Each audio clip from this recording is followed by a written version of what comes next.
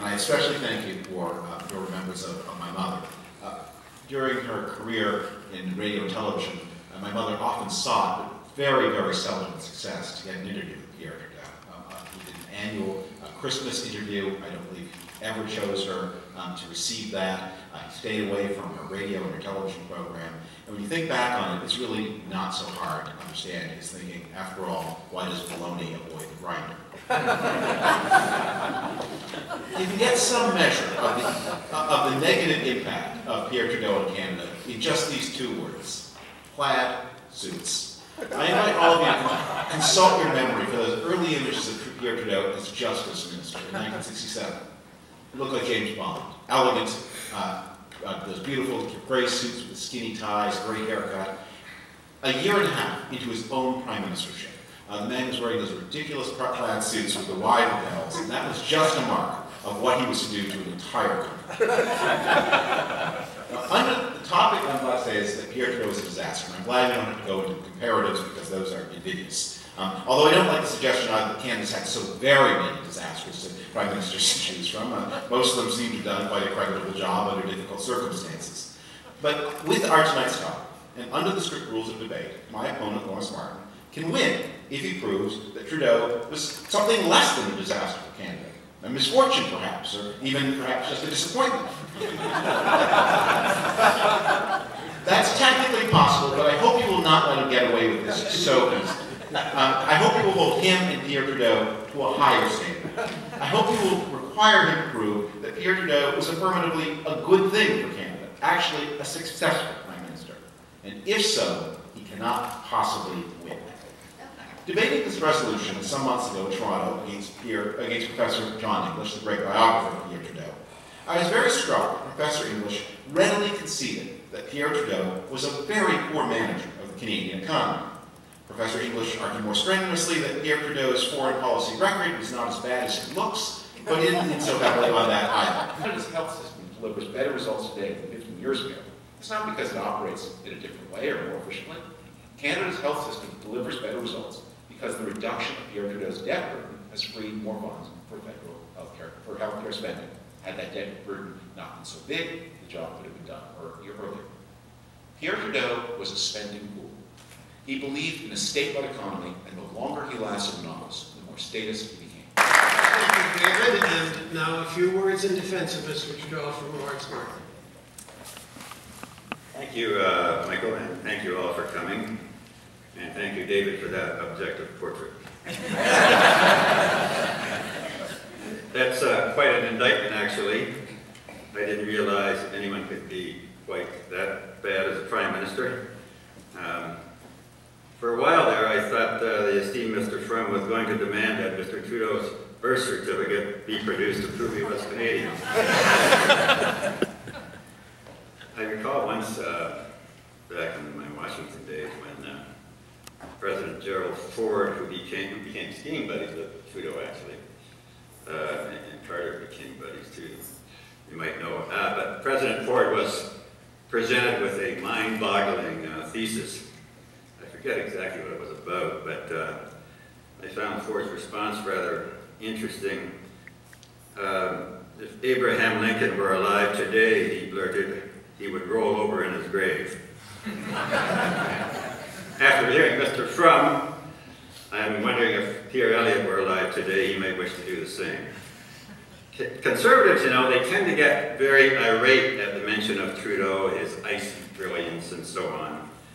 And what really gets them pulling their hair out is that Trudeau continues to be rated in poll after poll after poll by Canadians as one of their most admired prime ministers. Historians and academics don't see Trudeau as a disaster either. They rank him reasonably well. And almost every book written about Pierre Trudeau is laudatory. Probably these authors have studied him in slightly more detail than my opponent tonight.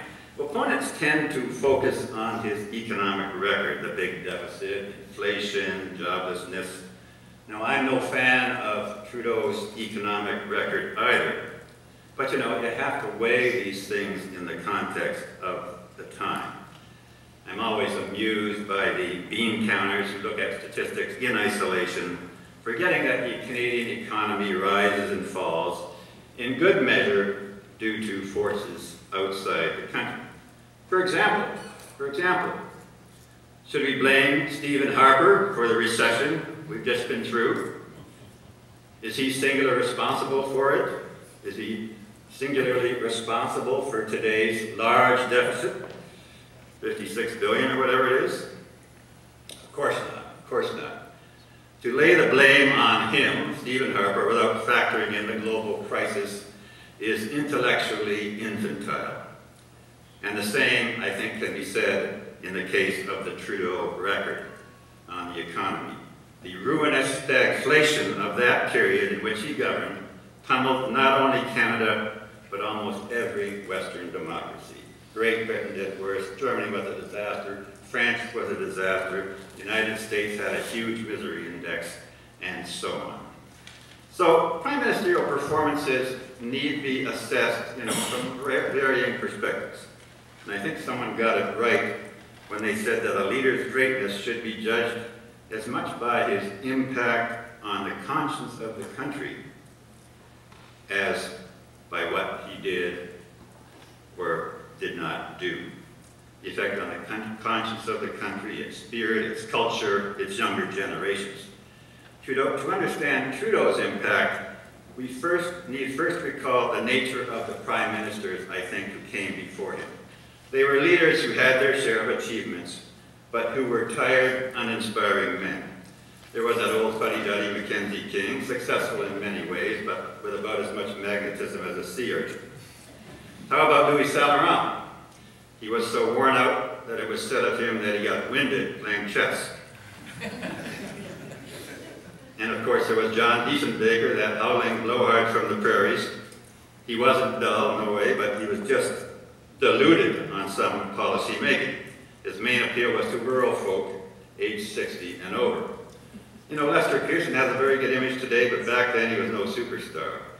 On the campaign trail, he was a bumbler, could empty a room faster than R.B. Bennett. His idea of a good time was watching baseball. He could never win a majority despite 5 tries.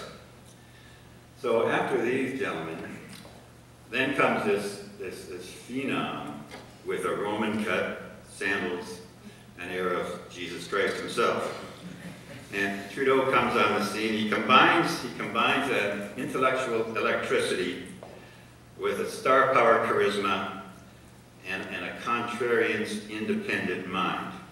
A rare mix for any leader anywhere. And what it gave rise to, I think, was a transformational impact on the culture. And he lifted us from a predominantly unilingual and unicultural past. He lifted us from anti-pluralist prejudice that had rarely seen a woman in top governing posts, that saw no Jews in the cabinet or on the Supreme Court. With ice in his veins, Trudeau liberated us from the blackmail of FLQ terrorism. With the same, he took down a threat posed by René Lévesque in the 1980 referendum. With the same, he captured the public mood in providing a sense of freedom from American encroachment, this at a time when the giant next door was mired in war, racism, Watergate, and economic nationalism.